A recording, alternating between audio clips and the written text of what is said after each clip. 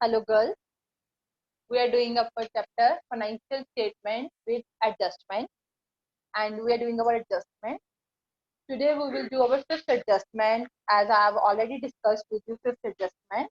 So today we will solve illustration number 5. Kindly listen this carefully. Unaccrued income means income जो भी आपने earn नहीं करी, आपने advance में receive करी, उसको हम बोलते हैं unaccrued income. जो भी अर्न नहीं करी बट आपने इनकम क्या करी है, इनकम जो आपने एडवांस में रिसीव कर ली है. अगर कोई चीज आप एडवांस में रिसीव कर लेते हो तो आपको वापस भी करनी पड़ सकती है ना. तो दैट इज अवर लायबिलिटी. इसके दो ट्रीटमेंट, एक क्या हो गया माइनस, इस साल की नहीं है, माइनस फ्रॉम कंसर्न्ड इनकम, और दूसरा बैलेंस शीट की कहाँ आएगा, liability side under the heading current liability. Okay done. ठीक है बेटा. अब इसकी एडजस्टमेंट एंट्री क्या आएगी, मैंने आपको एंट्री डालना कैसे सिखाया है. इनकम रिसीव्ड इन एडवांस आपकी क्या है, लायबिलिटी. और लायबिलिटी हमेशा हमारी क्या होती है, क्रेडिट. क्या होती है, क्रेडिट. तो एंट्री क्या आएगी इसकी, income account debit, income account debit to income received in advance account. Income account debit to income received in advance account. ठीक. तो अब करते हैं हम illustration number 5. Kindly listen it carefully. On 1st Feb 2014, a loan of rupees 1 lakh was given to Ravi. तब 1st Feb 2014 को आपने 1 लाख का जो लोन है वो रवि को दिया है आपने, तो आपकी इन्वेस्टमेंट होती है. दिया हो तो आपकी फिक्स लायबिलिटी है, दिया हो तो आपकी ये क्या होती है, इन्वेस्टमेंट. आपने उसको क्या किया है, 1 लाख का लोन दिया है.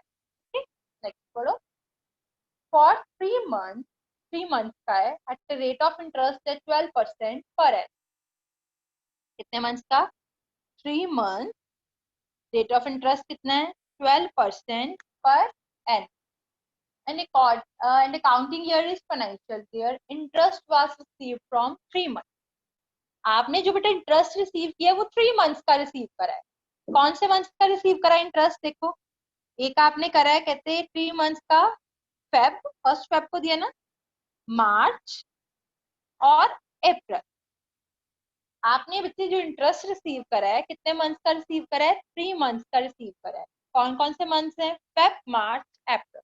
सबसे पहले हम 3 मंथ्स का इंटरेस्ट निकाल ले. कैसे आएगा, 1 लाख पे 12% 3 मंथ का इंटरेस्ट.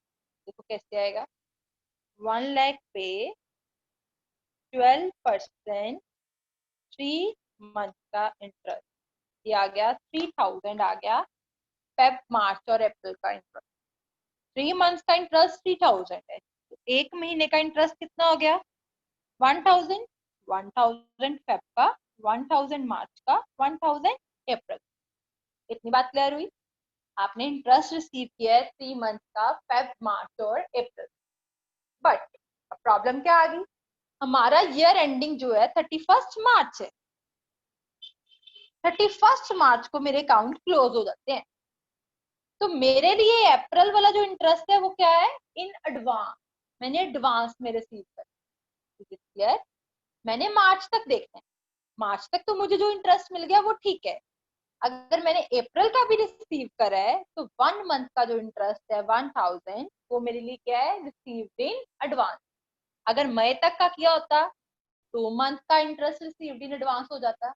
मार्च के बाद देखना है कितने मंथ का आपने एडवांस में रिसीव कर लिया. आपने एक अप्रैल जो है एडवांस में रिसीव कर लिए है, तो ये क्या है, 1 मंथ का इंटरेस्ट रिसीव्ड इन एडवांस. तो रिसीव्ड इन एडवांस के दो ट्रीटमेंट आपने पढ़ा अभी. माइनस हो जाएगा कंसर्न्ड इनकम में से, और बैलेंस शीट की liability side under the heading current liability. करें. सबसे पहले हमने क्या बनाना है, profit and loss account. Profit and loss account पूरा लिख लेना. For the year ended, particular amount, particular amount. क्या लिखोगे, बाय इंटरेस्ट. कितना आपने रिसीव किया इंटरेस्ट, टोटल 3000 इंटरेस्ट रिसीव करा, less interest received in advance, या इसको बोलते हैं अनएक्रूड, एक ही बात है। कितना अनएक्रूड है, कितना एडवांस में लिया है, 1000। ये क्या कर देना, माइनस अप्रैल का इंटरेस्ट 1000, ये मैंने क्या कर दिया माइनस, यहाँ आ गया 2000। इसके दो ट्रीटमेंट, एक यहाँ से माइनस, दूसरा बैलेंस शीट की liability side under the heading current liability, balance sheet की लायबिलिटी अमाउंट एसेट्स अमाउंट, कौन सी साइड आएगा, लायबिलिटी साइड। किस हेडिंग के अंदर, करंट लायबिलिटी के अंदर क्या लिखोगे, अनएक्रूड इंटरेस्ट या इंटरेस्ट रिसीव्ड इन एडवांस। कितना एडवांस में लिया है, 1000।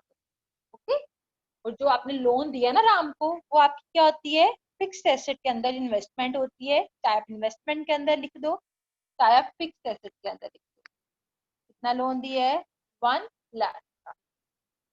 आई होप आपको क्लियर हो गया हो। मैंने आपको बताया ये लायबिलिटी है, और लायबिलिटी हमेशा हमारी क्या होती है, क्रेडिट। तो एंट्री क्या बनेगी, interest account debit to unaccrued interest लिख दो, या इंटरेस्ट रिसीव्ड इन एडवांस लिख दो, एक ही बात। टू अनएक्रूड इंटरेस्ट अकाउंट, कितना अमाउंट आ जाएगा, 1001। आई होप ये वाली डिस्कशन आपको क्लियर हो गई हो। Now come to our next adjustment. आज हम एक ही एडजस्टमेंट और करेंगे, दैट इज डेप्रीसिएशन। कौन सी एडजस्टमेंट है हमारी, डेप्रीसिएशन। डेप्रीसिएशन हम फुल फ्लेज चैप्टर कर चुके हैं, तो आई होप आपको आता हो। डेप्रीसिएशन इसका मीनिंग क्या है, इट मीन क्या है, it means reduction in the, आपको पता है ना डेप्रीसिएशन किसके ऊपर लगती है, एसेट के ऊपर। Reduction in the value of fixed asset due to wear and tear। क्या मीनिंग है इसका, reduction in the value of fixed asset due to wear and tear। Reduction in the value of fixed asset due to wear and tear। जैसे जैसे आप इस asset को use करते जाते हो, इस एसेट की वैल्यू क्या होती है, कम होती जाती है। जैसे जैसे आप उस एसेट को यूज करते जाते हो, उस एसेट की वैल्यू कम होती जाती है। ओके, अब देखो, if it is if it is appearing trial balance, अगर ये आपको ट्रायल बैलेंस में गिवन है, कहाँ पे गिवन है ये आपको, ट्रायल बैलेंस में, ठीक है। तो इसकी सिर्फ एक ही एंट्री लिखा हुआ है, depreciation on land, depreciation on building 1000, कुछ भी लिखा हो, if it is appear in trial balance, तो इसकी सिर्फ एक ही एंट्री कहाँ आती है, याद रखना कहाँ आता है, प्रॉफिट एंड लॉस अकाउंट की डेबिट साइड। कहाँ आता है, प्रॉफिट एंड लॉस अकाउंट की डेबिट साइड। कहाँ आता है, प्रॉफिट एंड लॉस अकाउंट की डेबिट साइड। कहाँ आता है, प्रॉफिट एंड लॉस अकाउंट की debit side. Okay, okay, if it is appear in adjustment,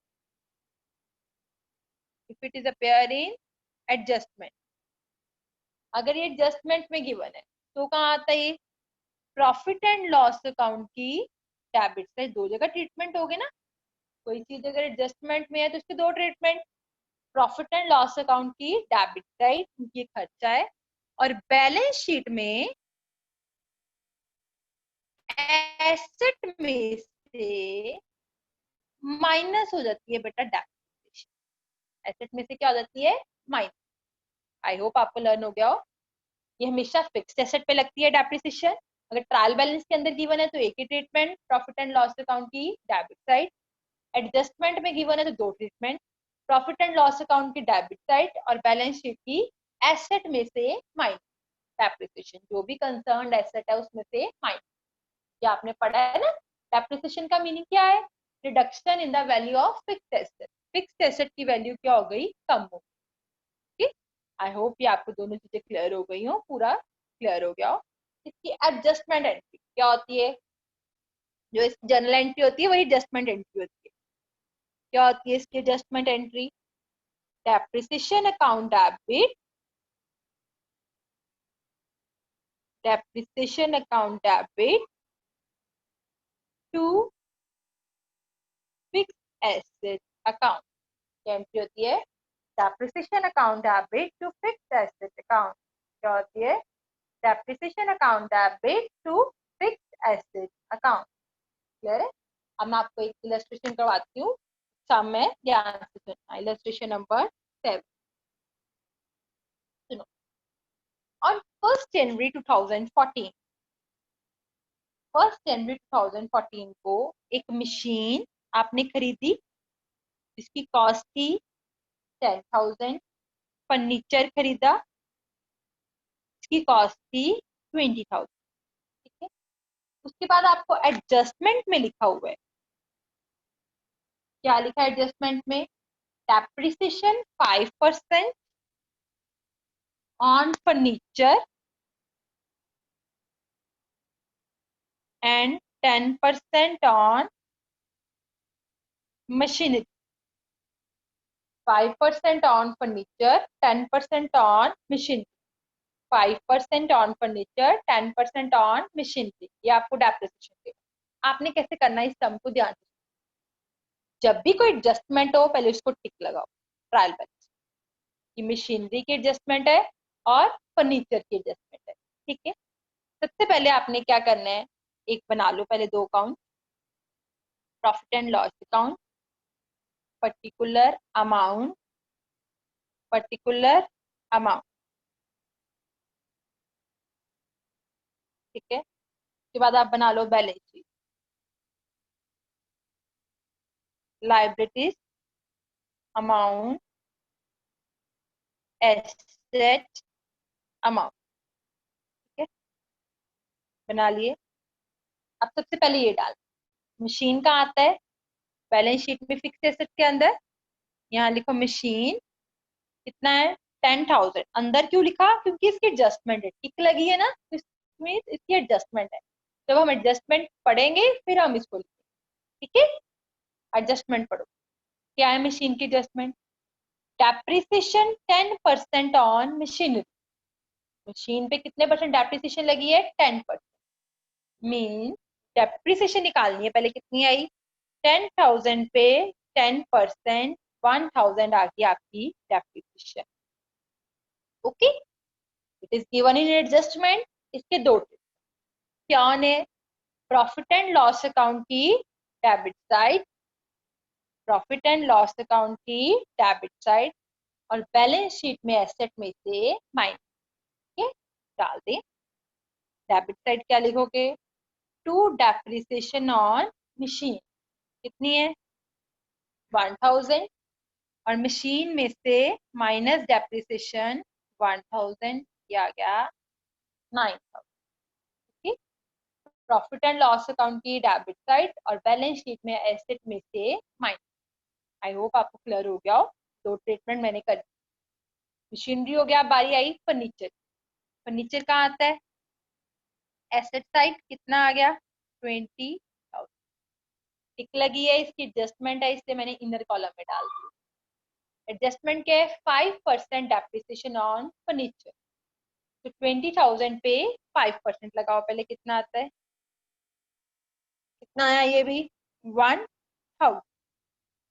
इसके भी दो treatment, profit and loss account की debit side, profit and loss account की डेबिट साइड, और बैलेंस शीट में एसेट में से minus. Profit and loss account की डेबिट साइड और बैलेंस शीट में एसेट में से माइनस।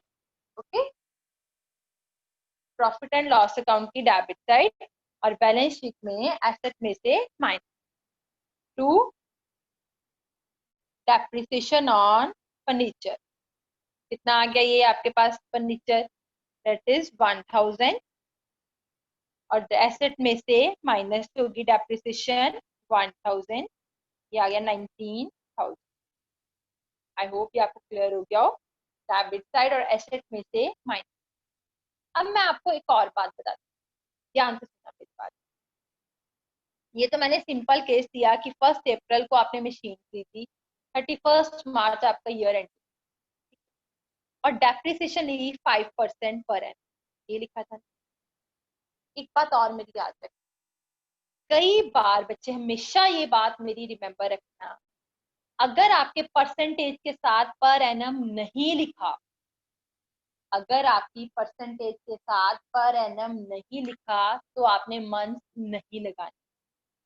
अगर परसेंटेज के साथ पर एनम लिखा है तो मंथ लगाने।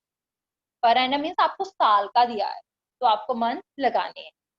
अगर पर एनम नहीं लिखा तो आपने मंथ नहीं लगाने।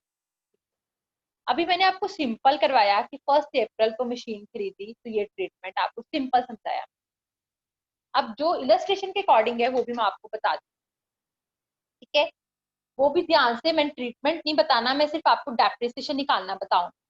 डेप्रिसिएशन आपने लिखना है P&L अकाउंट की डेबिट साइड और एसेट में से माइनस। देखो इसमें क्या है अकॉर्डिंग टू इलस्ट्रेशन।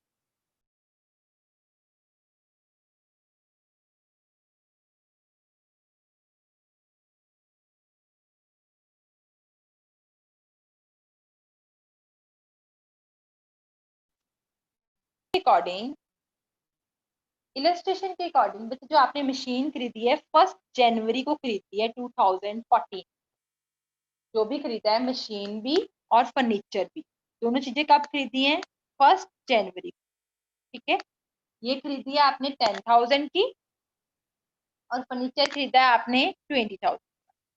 समझ गए इतनी मेरी बात? ये 10,000 की और फर्नीचर खरीदा है 20,000 का। 1 जनवरी को खरीदा, ईयर एंडिंग हो गया 31 मार्च, मतलब जो भी आपकी डेप्रिसिएशन है वो 3 मंथ की लगी। लग गया ना पता आपको? जनवरी, फरवरी और मार्च, ठीक है? अब देखो रेट ऑफ डेप्थ, ध्यान से देखो, फर्नीचर पे लिखा है 5% और मशीन पे लिखा है 10% पर एनम। क्लियर हुई मेरी बात? फर्नीचर पे लिखा है 5%, पर एनम नहीं लिखा। पर एनम नहीं लिखा तो इसमें हम मंथ्स नहीं लगाए। मशीन पे लिखा है 10% पर एनम लिखा है तो मंथ लगाए, ठीक है? तो अब मैं आपको बताती हूँ मशीन की डेप्रिसिएशन कितनी आएगी। 10,000 पे, ये मशीन की निकाल रही हूँ मैं, ठीक है? 10,000 पे कितने परसेंट? 10% कितने मंथ की आएगी? जनवरी, फरवरी, मार्च, 3 मंथ, ओके? 10,000 पे 10%, 3 मंथ, ये आगे डेप्रिसिएशन मशीन की 250। क्लियर है? ये एंडल अकाउंट की डेबिट साइड और मशीन में से माइनस। समझ गए? फर्नीचर, फर्नीचर की कितनी आएगी? 20,000 पे 5%, मंथ नहीं आएंगे क्यों? इसमें पर एनम नहीं ना लिखा तो मंथ्स नहीं आए। पर एनम लिखा होता तो मंथ्स आने।